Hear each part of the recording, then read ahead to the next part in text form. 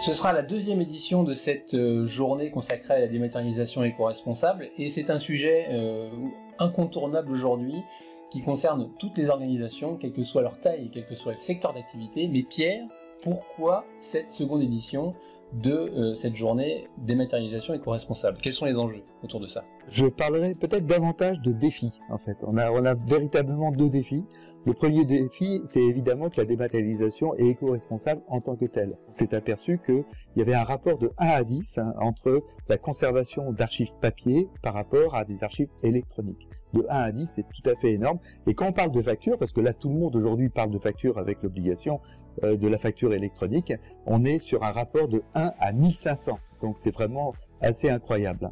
Et donc du coup, le deuxième défi, c'est à partir du moment où on massifie toute la démat, eh bien il va falloir réduire, et là on est sur la sobriété numérique. Donc à partir de là, on a refait effectivement des calculs et on peut diviser par 3 assez aisément l'impact des émissions à partir effectivement d'une dématérialisation bien menée. Alors, quand on parle de dématérialisation, de quel périmètre on parle exactement? Alors, il y a une seule solution, c'est-à-dire il faut l'avoir de manière globale. Il faut prendre le sujet de manière globale. À savoir, une dématérialisation, c'est d'abord des flux entrants, puisque effectivement il faut les dématérialiser au maximum. Et puis il y a la partie sortante, et il y a la gestion, l'instruction, c'est-à-dire les signatures électroniques, les workflows, etc. Sans oublier, évidemment, le stockage et l'archivage.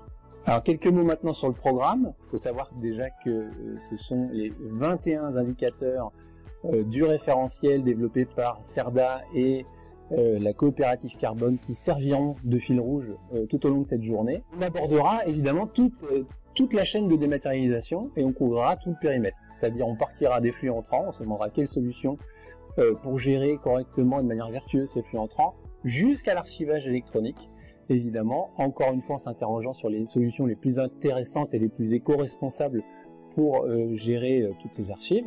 On parlera de GED, on parlera de signature électronique, et puis il y aura deux keynotes, une keynote d'ouverture où on parlera des enjeux de la dématérialisation éco-responsable en compagnie de l'ADEME et de Frédéric Bordage de Green IT, et puis une keynote de clôture où on s'interrogera sur le numérique éco-responsable de demain, qu'est-ce qu'on peut faire, où est-ce qu'on peut aller, où est-ce que les entreprises peuvent aller, est-ce qu'on peut améliorer, avec notamment quelqu'un de l'INR qui sera parmi nous. Alors je vous invite à vous inscrire dès maintenant ici, en cliquant sur ce lien ci-dessous, et on vous dit rendez-vous au mois de janvier pour cette grande journée autour de la dématérialisation éco-responsable.